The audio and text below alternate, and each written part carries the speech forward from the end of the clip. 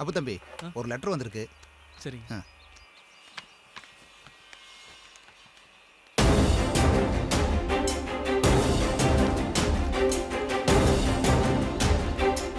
அன்புள்ள அப்புவுக்கு உன் தங்கம் எழுதி கொள்வது. நீ நலமா? என்னை மன்னித்துவிடு. உன்னிடம் சொல்லாமல் அந்த ஊரை விட்டு வந்தது எவ்வளவு பெரிய தவறென்று நான் இப்பொழுது புரிந்து கொண்டேன். அன்று எனது சூழ்நிலை அப்படி ஆகிவிட்டது. நம் 2 பேரின் விஷயமும் உன் அக்காவிற்கு தெரிய வந்து அதனால் என்னை இனிமேல் இந்த வீட்டு பக்கமே வரக்கூடாது என்று சொல்லிவிட்டார்கள். நான் என்ன செய்வது என்று தெரியாமல் மனதை குழப்பிக் கொண்டே இருந்தேன். இருந்தாலும் நாம் அன்று இரவே இந்த ஊரை விட்டு போகிறோமே, இனி யார் கண்ணிலும் படப்போவதில்லை என்று யோசித்துக் கொண்டிருக்கும் பொழுதுதான் உன் அம்மா என்னிடம் வந்து,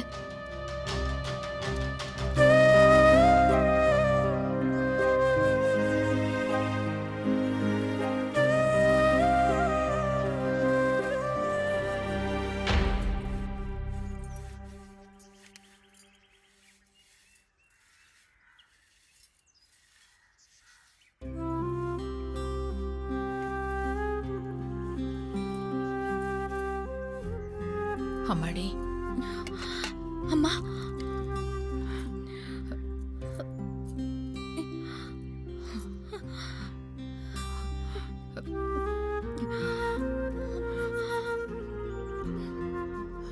நான் உங்ககிட்ட ஒரு முக்கியமான விஷயம் பேசணும்.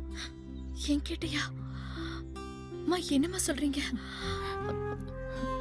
இனி நீ அப்ப கூட பேசக்கூடாது, அவனை பார்க்க கூடாது. அம்மா,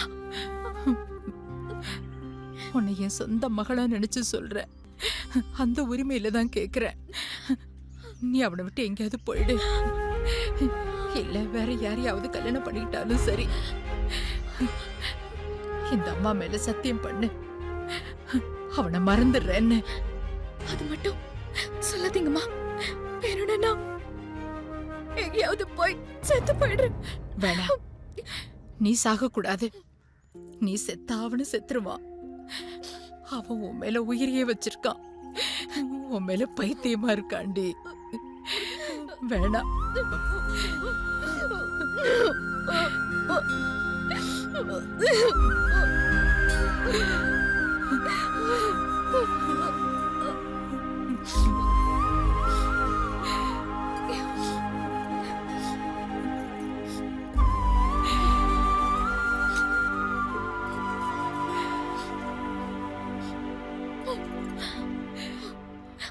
அம்மா தைரியமா போங்க.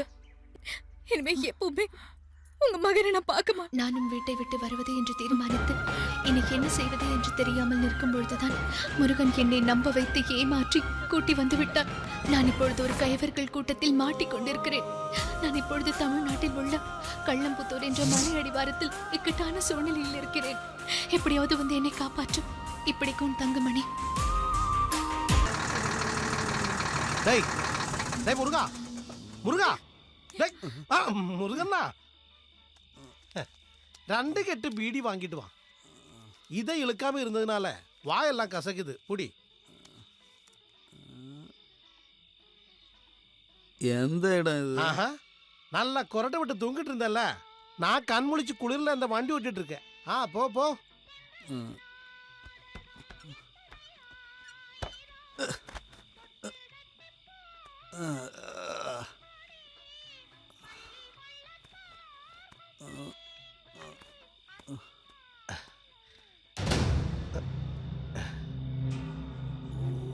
தங்கம், உன்னை பார்த்ததுக்கு அப்புறம் என்னால நிம்மதியா தூங்கவே முடியல. சாப்பாடு இறங்கல. தங்கம், உன் மேல ஆசைப்பட்டுட்டேன். ஒரு தடவை, ஒரே ஒரு தடவை.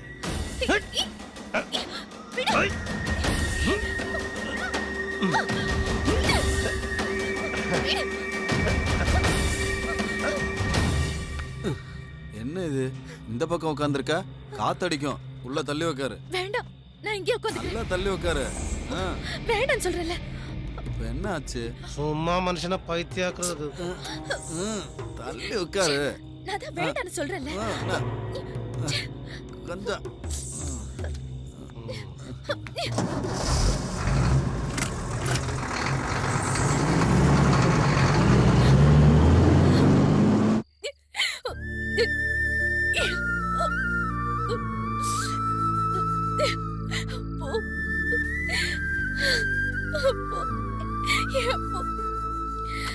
இதெல்லாம் சகிச்சுக்க முடியல.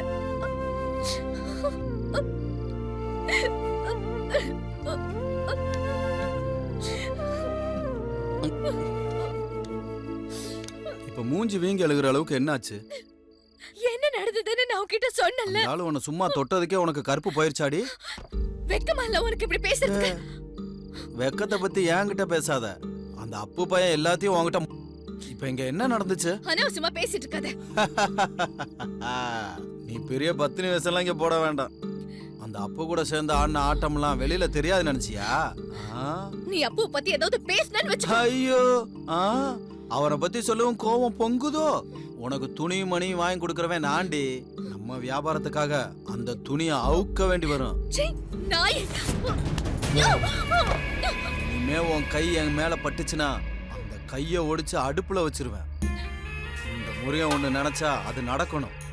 நான் துணி அவுக்க சொன்னா நீ அவுக்கணும். இல்லேன்னு வையி, என் கையாலேயே உன் தொண்டை குழிய நெரிச்சிருவேன். நெரிச்சு கொண்டு ஊரல்ல போட்டுருவேன். என்ன புரியுதா? ஒழுங்கா இரு.